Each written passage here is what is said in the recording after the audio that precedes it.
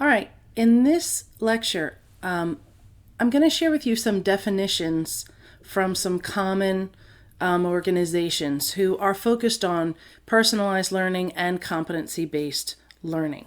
Competency-based learning is not the only way to personalize learning.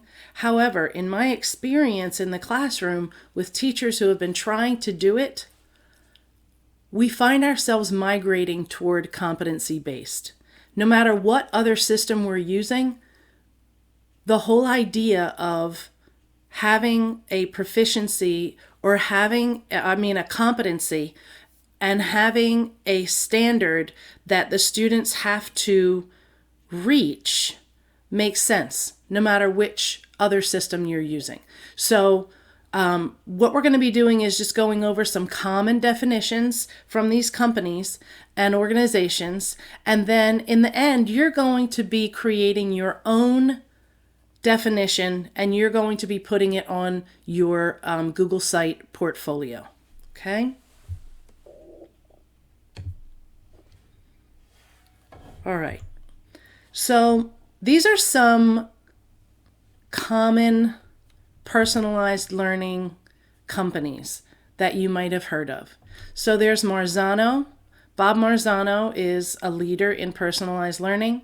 Ed Elements is, I think that their focus is blended learning, station rotation. KnowledgeWorks is competency-based. Einecall, it has changed their name and now they are the Aurora Institute. Okay, all of these companies are behind competency-based and or personalized learning. Okay, now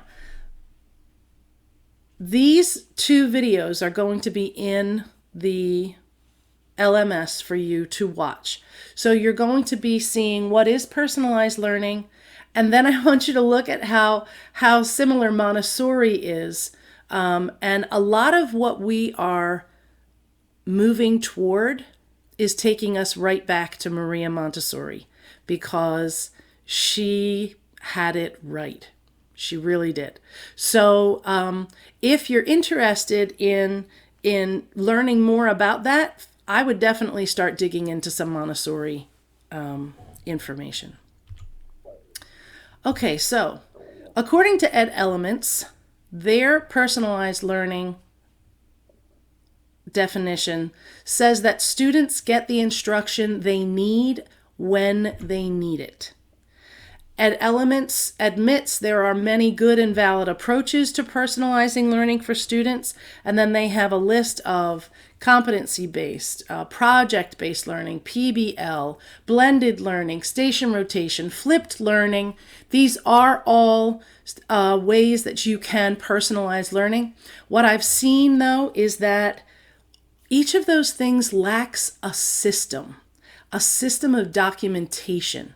And the competency-based, which is also known as standards-based, mastery-based, proficiency-based, they all really focus on not moving until you've mastered something. So all these other ways that Ed Elements mentions, these are all ways that schools and districts and states are trying to reach students. So what I personally like about competency-based is that it is a system that you can follow, okay? The last item that is super important is student choice and student agency in the instructional decisions. So you're going to see the word agency a lot. You're going to hear it in the videos. You're going to read about it a lot. In my experience in the classroom, the student agency really is the backbone for the learning, because if a student does not understand himself or herself, if a student does not know what he needs at a certain time, then he doesn't know where to go to get help. So that student agency, which is also empowerment, that's another word you're going to see a lot, that is super important. And in the classrooms that I've coached in, when I've seen things go wrong, the teachers who are strong will default right back to student agency so that the student is able to get back on track. And the whole concept is the metaphor is, if you drive off the road, you're not just going to sit there and wait for somebody to come and save you. You're going to try to get back on the road, right? So the idea is that we all make mistakes, we lose our path, we can take a wrong turn, but we're going to turn around and we're going to try to get back on path. So that's where student agency and empowerment come in. So the next company is KnowledgeWorks. And I'm introducing these to you because these are resources for you. You can go to these websites and check out these companies and see what they have to offer. So what is personalized learning for KnowledgeWorks? So personalized learning to them means you're meeting each student at their own level. You're challenging them with high expectations. And this is where equity comes in. Because all too often in classrooms, some of our teachers say, they can't do that. They can't do that, which absolutely breaks my heart, right? And so we want to challenge kids. We don't know what a kid can do unless we challenge him to do it. And we want to challenge them for academic achievement and for growing student agency. So there's that phrase again, student agency. Okay, the Aurora Institute, which remember used to be called iNACOL, their definition is, it's the tailoring of pedagogy, curriculum, and learning environments by learners or for learners. So in the beginning, it's for learners, but as they grow and learn about themselves and how they learn and what environment is the best for them to learn in and which students are best for them to sit near, we want them to be involved in all these choices. And the reason we're doing it is in order to meet their different learning needs and aspirations. So again, it's not about just sending the information out and saying, I taught it, right? The kids have different learning needs, and the only way that we can really learn that is by building learner profiles, and we're going to be getting to that later on, and their aspirations, which means their personal goals. So how many of your students do you know what their personal goals are, short-term and long-term? That has become a part of our job as teachers. And think about it as if you are a doctor or an athletic coach, right? When you meet a patient or a client, you interview them. You take notes. You find out all kinds of stuff about them. And then you try to help them reach their goals. So if I'm a gymnast, you're not going to quiz me and say, okay, Eileen, you got an 80% on the balance beam, okay? And you're done. You'll always be an 80% on the balance beam, right? That's kind of ridiculous when we think about it in those terms. And for a doctor, you wouldn't want to go into a doctor and the doctor says, well, today is Wednesday, and on Wednesdays in the third week of the semester, we hand out penicillin to every patient. And it doesn't matter what you need. If you don't need that penicillin, sorry, you came on the wrong day, right? Again, that concept is just crazy. But when we look at it through an educational lens, that's kind of what we've been doing for the last 100 years, right? So that's what we're trying to move away from. Okay, Chicago Public Schools. If you go to their website, they are rocking it out. So their system is very complex, and that could be a bad thing, or it could be a good thing. Maybe they've grown into that. What I did see is that they go heavy on the student agency. And being from Philadelphia, I'm going to tell you that kids from the city are tough, right? And the student agency could be, or I feel strongly that student agency is exactly what they need to chip through that outer shell, right? And to get kids to be thinking about, how do I learn? It's the metacognition. How do I learn? What works for me? Trying things out, right? Taking responsibility. So in Chicago Public Schools, their definition is that personalized learning is a learner-driven instructional model. It fosters 21st century skills, so that's where we get in the 4 C's and the portrait of a graduate. We want it to empower every student. There's that word again, empower.